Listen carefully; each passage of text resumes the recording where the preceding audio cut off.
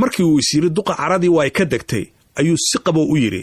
aabe waxaan jeclaystay inaan kula socodsiiyo kaalana tashado ra'yi aan go'aansanay aniga iyo Maariya kuna saabsan inaan shaqada dawladda ka tago dibadana iska aadno waxa ila tahay ayuu yiri Muuse inaad adiguba garan kartid sababta noo kalifaysa umuurtaasi maxaa yeelay waxaan nahay dad doonaya nolol casri ah horana u bartay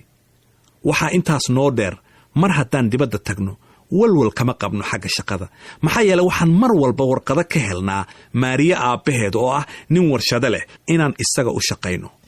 markuu intaa yiri Muuse ayaa waasuga hadalkii ka qaatay kuna bilaabay Mandow aad ayaan hadalkaada u gartay haddaan sadhuuxay waxaan u qaatay inaad tahay nin ka fogaanaya wixii uu waalid iyo walaalba lahaa tan labaad Muusow waan ka warhayaa oo dhalinyaradii da'daada ahayd ee dibadda wax aad iskula soo barateen si farxad iyo isku kalsooni leh ayay dalkooda uga shaqaystaan waalidkoodana uga warhayaan ugana ducaystaan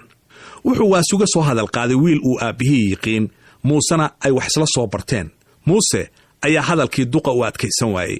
markaasuu inta si cara ku jirto uga dhaxgalay waxa uu yiri aabe marnaha ka baqin inaad dhibaato la kulantid anigoo nool waxaan ka ballan qaadayaa inaan bil walba lacag ku soo diro haddaad jirayar isku aragtidna waxaan kugu daweynayaa dibadda inta tigid ku soo diro inta uu Muuse faanka qubayo waasuge feeraha ayuu ka qoslayaa maxaa yeelay wiilkiisa ayaa u miisaaman wuuna ku rajo gaaban yahay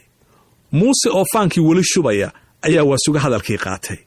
oo wiilkiisa u jeediyay hadal isugu jira waano iyo canaan intaba ugu dambeyntiina wuxuu waasuga hadalkiisa la kaashaday murtida Soomaalida isagoo Muuse u tirshay gabaygii Xaaji Aadan Afqalooc ee ahaa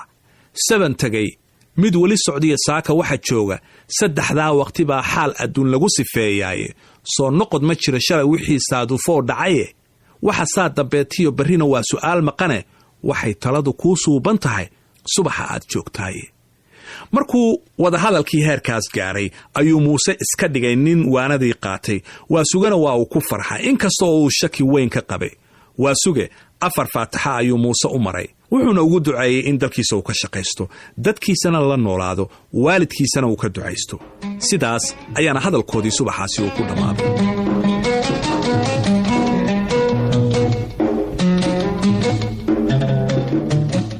shan maalmood kadib ayaa waasuge goor subaxa wuxuu aaday suuqa xoolaha isagoo dantiisu ay ahayd in uu ka soo fiiriyo dad baadiye ka yimid oo reerihii uu ka waraysto maalintaas ayayna waasuge iyo warsame si lama filaana ugu kulmeen suuqa xoolaha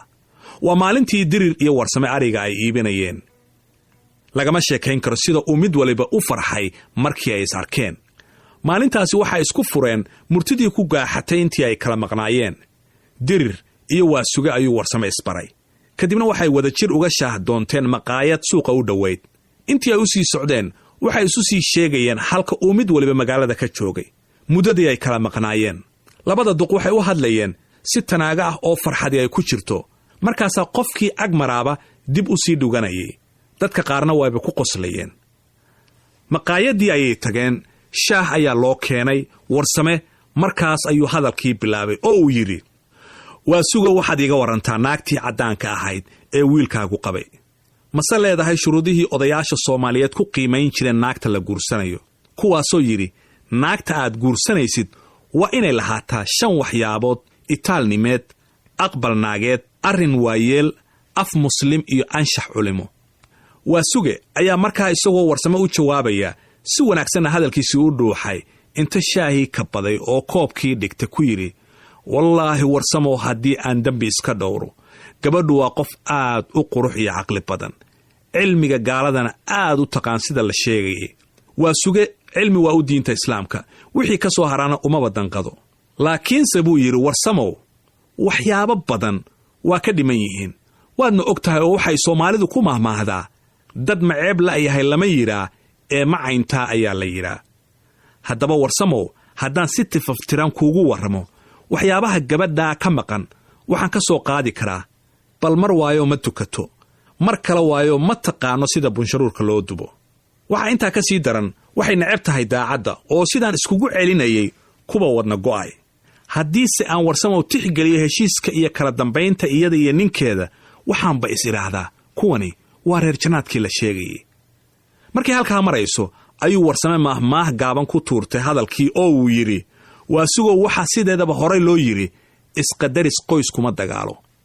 Warsamow waxaa hadalkiisii ka qaatay Waasuge, si kale kuma garatida, marmar waxaa cuntada kariya Muuse. markaasaan ku xusuustaa maahmaahdii ahayd, rag waxa u wanaagsan nin tolkiis u nacasa oo aan raganimadiisa ku tijaabin, shisheeyahana u nacab ah oo ay ka baqaan, reerkiisana u naag ah oo aan danihiisa ka weynaysan. Warsame wuxuu aad ula yaabay markii la yidhi, naagta oo iska fadhida ayuu ninkii cuntada u karinayaa. Warsame waxaa maskaxdiisa hantiyey sida ay Soomaalida ragga iyo dumarka ugu qaybiso hawsha, hadalka iyo hilibka. isagu wuxuuba eedda saarayaa Maariya oo ula muuqata inaysan ahayn naag gaari ah ama ay daacadnimo xumo ku jirto. wuxuuna u soo qaatay maahmaahdii ahayd, Ilaahow 5 waad uuntay ee maxaad 5 uga dhigin? geesi waad uuntay ee maxaad bir uga dhigin? fulay waad uuntay ee maxaad baalal ugu yeelin? deeqsi waad uuntay ee maxaad maalqab uga dhigin? bakhiil waad uuntay ee maxaad sumad ugu yeelin? naag xunna waad uuntay ee maxaad koor ugu xirin? ha laga cararay intaan cidba la moodin. iyadoo sheekadu ay isku duba dhacday ayaa dalaaliin iyo dad kale oo isdaba yaacaya